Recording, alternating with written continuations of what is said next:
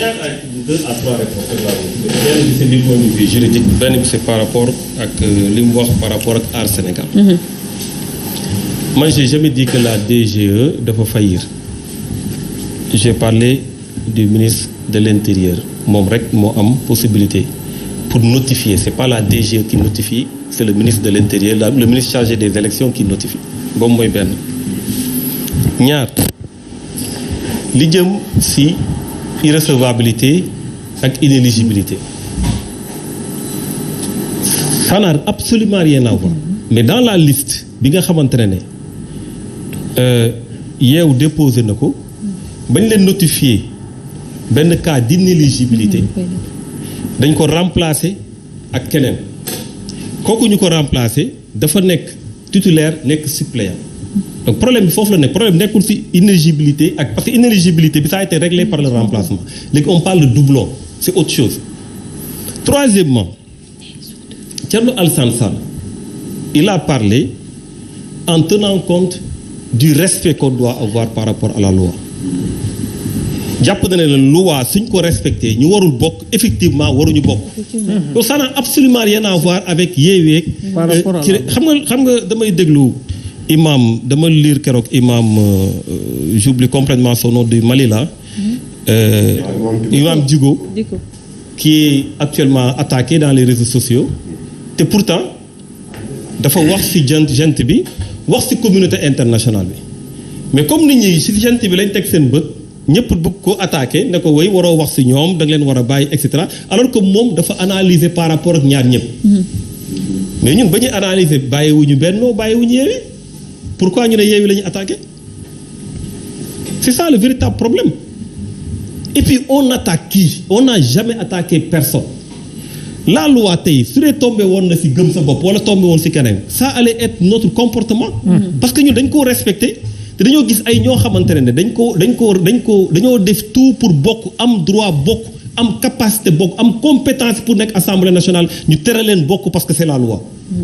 ñooñu dañ kam moo leen gën kenn gënu leen ay sénégalais lañ comme ñu ñëpp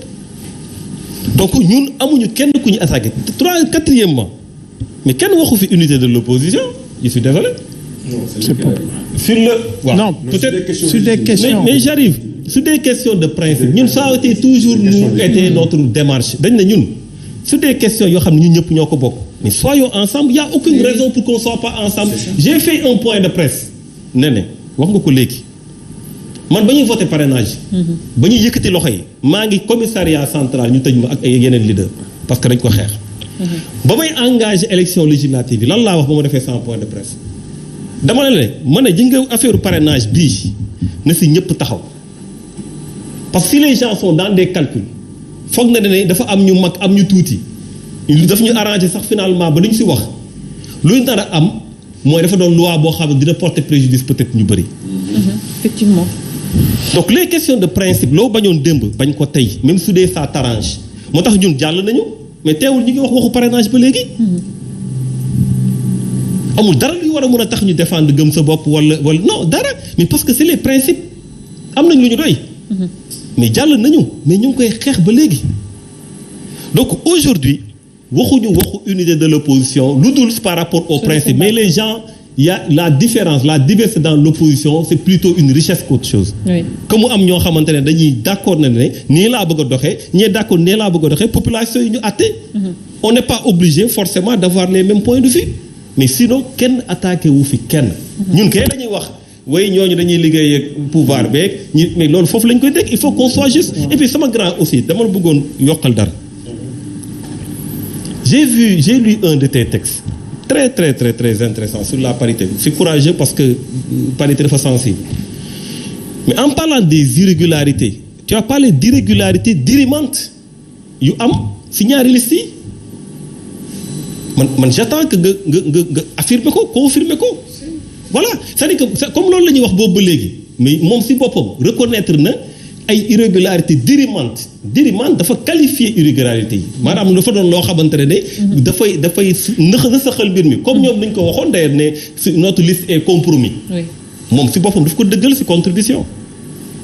donc mais loolu ñëpp suñ ko seetloo ba pare mais lan moo war a tax ñuy wut porox ndollu pour naan dañuy sauver lii dañuy sauver le au nom de quoi. C'est ça le problème. Donc vraiment loolu moo nekkoon loo xamante ne bëggoon naa ko si yokk. pour nee naa Aïcha dama bëggoon préciser dara que conseil constitutionnel rejeté wul liste ñun suñu liste rejeté recours bi la rejeté. donc ñun tey ñu ngi ci yeneeni voie de recours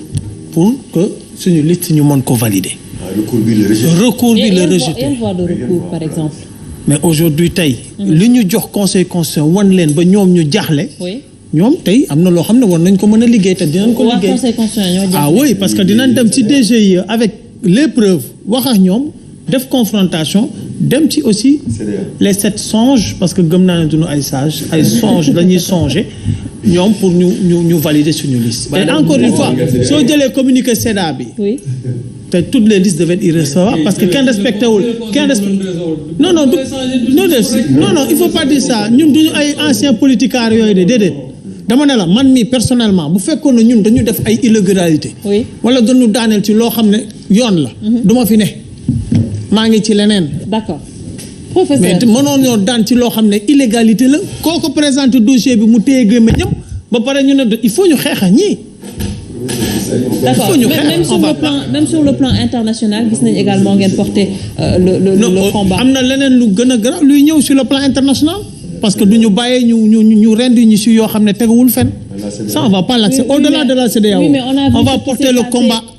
dans l'international. on a vu tout ce qui se passe tey jii par rapport ak yenn décision CEDEAO ak État du Sénégal l'État du Sénégal n'a jamais respecté yenn décision yu jóge ci CEDEAO yoo xamante ne. mais parce qu'on n'a pas l'État ne respecte pas li mu ratifié. c'est uniquement cela on a un État rebelle qu'on le veuille ou pas. alors oui professeur yéen seen cas yéen y a rien à dire par rapport ak yéen vous avez été validé donc vous êtes tranquille ci seen coin mais bëggoon nañ également comme ni ñu koy waxee quand il y a certaines choses yoo xamante ne opposition bi ça touche l'opposition wala ça touche certaines parties du pays ngeen mën ci dégg également ñeen ñi nga xamante ne jàll ngeen et que vous n'êtes pas inquiété. nee na mu ngi lay liquider de. ah oui. man c'est le chroniqueur qui parle c'est le philosophe qui parle. waaw c'est pas quelqu'un qui est sur une liste. parce que xam nga man là où je voudrais être différent parce que je suis philosophe. dañu joxoon booy benn sujet ne leen le philosophe c'est celui qui boite quand tout le monde marche normalement ñun dañu am tradition yooyu ak bët boo ñu mun a xool comme li Omar Talla di wax man c'est Omar Talla qui parle ça c'est le philosophe peut-être l'incompris gis nga man suma position 13e sur la liste li may wax nii ñoom Pape Djibril Fall ils m'ont appelé pour que je négocie je ne suis même pas allé négocier parce que man awma fixation ci nekk député parce que mën naa am lu ëpp député ba pare li may def jàpp naa ne moo ëpp li député yi di def man loolu awma ci problème dinaa xeex nag campagne ensuite Pape Djibril Fall Radisson il a bien fait une conférence de presse il a parlé des listes qu'on a invalidées il a parlé aussi de l'insécurité donc ñoom dañ ciy liggéey mais xam nga man je crois que ça sent trop la loi aujourd'hui j'ai tellement entendu Thierno avec ses articles et Serigne Saliou avec ses articles moi je voudrais sortir de ce problème xam nga lan la dama mos a pour que population yi comprendre waaw c'est-à-dire que même man j'arrive pas à comprendre te am na ñoo xam ne nii wax dëgg yàlla man su ma mënta comprendre yéen yi aussi ñoom duñ ko mën a comprendre quoi bien que c'est extrêmement important parce que les experts ils doivent parler comme ça. Oui. Vous êtes des experts à la matière. mais xam nga moo tax man ma laajte parce que soo xamul aussi ñu jox la micro bi rek tax ngay ratatati man su may wax damay xool ñi may déglu. chaque lundi je suis à la salle des profs. je rencontre 90 enseignants. yoo xam ne am na ci 4 ou 5 yu la ci déglu.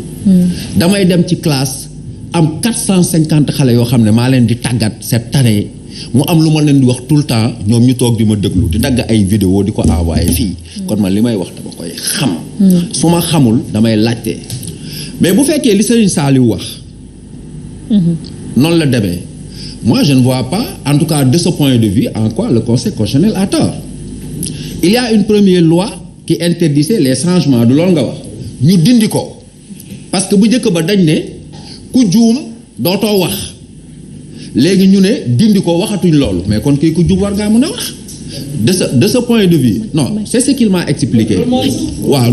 non bàyyi ma dem rek jusqu'au bout de ma pensée man loolu ay explication de toute façon su ma fi jógee dinaa dem liiral ko suma bopp parce que mun naa lire mun naa jàng comme ñëpp c'est juste que j'étais dans des préoccupations qui me tenaient plus en cœur que ces querelles de politiciens loolu la parce que dama nekk ci système boo xam ne nii li ñu koy yàq moo tax tey mu am ci politique bi mais man dama bëgg a ñëw ci la question de la loi pas au sens juridique sax mais du point de vue de l'essence de la loi gis nga loi mooy lépp Ndaamal Gosaas buur bi daf ko woon ne ko woote naa fi benn loi Ndaamal Gosaas Momar Gueye defe naa ne ko bu heure bi jotatee bugguma kenn ko am ñeent fukki at wax loolu dañ ko fi aaye même bu dëkk bi di tàkk bul woote bul wax mu tëdd ba guddi ndamal buur fëgg ko ne ko dafa am lu xew ci dëkk bi te il faut nga génn wax parce que soo waxul dëkk bi day tàkk mu ne ko na dëkk bi tàkk waaye du ma wax ndax yoona ma teree wax dama koy jàngal suma élèves yi boo demee chez les Grecs yi dañu mos a toog mu am ay ennemis yu envahir dëkk bi fekk armée bi yëgu ko armée baa ngi nelaw fekk ñoom talaa ñu ngi toog ci mbedd Pikine di naan seen ataaya ñu gis ni noon yaa ngi ñëw sans ñu am autorisation parce que affaire bi nee na këtt ne jonn ñu jóg dajaloo dem xeex ak noon yi génne leen dëkk bi ñu xëyee buur bi daf leen récompenser ba pare rendi leen parce que ils n'ont pas eu l'autorisation de le faire gis nga ces grands peuples sont assis sur des lois te gis nga insécurité bi am ci dëkk bi xale yi nga xam ne léegi loi xamatuñ ko dañ koy bafouer nu leen neexee yore seeni moto di brûler ay feux rouges di këf di rey mais c'est parce que dañu gis ne ci kaw on bafoue la loi kañ la leket mën a def sebet di sendi deret xam nga li ñuy wax de tout le temps éduqué par l'exemple Sénégal Ablaye Wade bi mu fi waxee waxet saa njoogu dafa def benn sketch imagine ñaari booy benn booy bi ne booy bi dinaa la may xaw ma cigarette xaw ma dinaa la abal almet booy bi dem ñëw ne ko jox ma almet bi mu ne ko joxuma la mu ne ko yow yaa ma ko waxoon mu ne ko noonu léegi waxet moo xew fiis loolu c'est extrêmement dangereux pour un peuple man foofu laay accéder suma intervention parce que gis nga loi Thierno seetaanal peut-être seetaan nga ko le film L'avocat du diable Al Pacino moo ko joué avec le rôle du diable excellent film gis nga bi ko doom ji laajee daf ne ko mais pourquoi la loi mu ne ko la loi mène à tout c'est le sacerdoce des temps modernes c'est le passeport universel la loi toute loi ba fi ñu toog ni yow fi nga toog noonu man ma toog fi loi moo ñu fi teg est-ce que gardien bi wala as amoon na sañ-sañ ñëw di jaxase naan noo toogal fii kii toogal fii ko toogal fii il faut qu'on apprenne à respecter la loi beneen bi mooy gis nga cette opposition là qui appelle la rupture muy waa Yewwi xam nga déjà ñu ngi leen di dugal ci ay baare yëgoo comme ni ñu dugalee woon Macky Sall ci nguroog soow nañu jàpp ne seeni cere mi ngi commencé di xejam parce que sénégalais yi dofuñ te xam nga ñun nen dañu am benn habitude boo xam ne c'est que on ne peut pas rester lucide le président de la République Ablaye Wade bi mu commencé ñëw di def yenn yi sénégalais yi di wax lu ñu doon wax bàyyi leen góor gi day liggéey sénégalais yi doon wax bàyyi leen góor gi ñuy liggéey 7 ans après ñoo ko génn dëkk bi dont toi-même bu fekkee tey tu es un de ces grands défenseurs waaw non dama lay cokkaas rek loolu lu ma bëgg a wax mooy ñoom déjà bennoo ñoom ci seen biir wax yi ñuy waxante seen conférence de presse bi rek ça veut dire que ñu bëri tey il se pose la question est-ce que ñii mat nañu ay kilifa parce que c'est très important gis nga Seydina Mohamed sallallahu alayhi wa sallam avant yàlla di ko yónni arabe yi dañ ko tuddee woon defe naa al amin nga xam ne population bi dañ koo wóoloo ba nga xam ne nettali nañ ne boo ko joxoon 5000 francs ay billets ba 1000 francs ma ñëw ne ko wecc ma def naa la du ma ko wecc ndax moomu ma ko eggoon na foofu ci maandu yàlla mosul jël benn nit boo xam ne ni dafa moon élever ko au-dessus des populations kon leader yi nga xam ne dañuy oowee la rupture tey ñu bëgg a nekk fii nii comme li ñu ko waxee di def ay baara yëgoo parce que moo leen intéressé parce que problème mu parrainage bi tu as parfaitement raison les gens ont accepté des partis comme le PASTEF des partis comme le PDS des partis comme ñeneen ñi parce que ils pensent a priori que ñoom am 30 000 voix wala am 1000 voix jafewul. Ça veut dire que au lieu de se battre pour un principe démocratique ils ont préféré faire des calculs politiciens. De ce point de vue, je ne vois pas qu'est-ce qui les différencie de celui qu'il est en train de combattre. Parce que Macky Sall li mu wax nii mais bi mu nekkee opposition daf ko doon wax. Macky Sall moo taxaw toujours ma wax ko. xaw ma loolu mu tudd yoonu yàqute xaw ma nu mu tudd. mu bind ci à la page 45 ne. pouvoir exécutif dafa jël pouvoir judiciaire def ko ci poche am mais c'est exactement ce qu'il fait. beneen bi mooy xam nga Thierno bu ñuy légiférer un peuple il légifère avec l'esprit de sa sociologie mais dem jàngi ay université ay loi ñëw impliqué ko te gis nga fii kii wax na ko léegi Olof Njaay lu mu lay gën a wax mooy ku la abal bët fu ko neex lay xool. Au nom de quoi une république qui est si sérieuse une loi qui est si précieuse ñuy jël ay juges yoo xam ne dañuy bàyyi benn nit di leen nommer. gis nga nit ñi. Olof Njaay day wax mu ne dama ci daan waxtaan ak Pa Matar souvent soo waxee mu ne non parce que loi bi nee na xaw ma lan ne soumis qu'à la loi ma ne ko mais loolu ay textes la au-delà des textes dañoo war a def ay contextes yoo xam ne nii on protège le juge parce que juge bi nit la mais fii rey nañ fi juge bi bu ñu ko bàyyi woon ay moromam tànn ko. D'accord. mu leer ko ne. il ne doit rien à l'exécutif waxuma du jàngu de mais li muy jàngee dina wàññee. Très bien, professeur. mais man waxuma cour constitutionnelle dama ne. Oui. Je parle de cette opposition. gis nga boo tollee fenn ba yaakaar ni yow yaa aak ba nga commencé di def say ficelle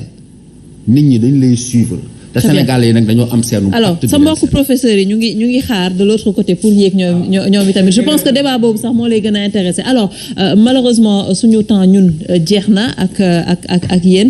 peut-être bàyyi leen yéen ñaar très rapidement en 30 secondes ku nekk wax peut-être ce dernier mot oui mais là temps bi xoj nañu. allez-y. Justement. Non, c'est à propos de la compromission dont on a parlé tout à l'heure xam nga yow interpellé woon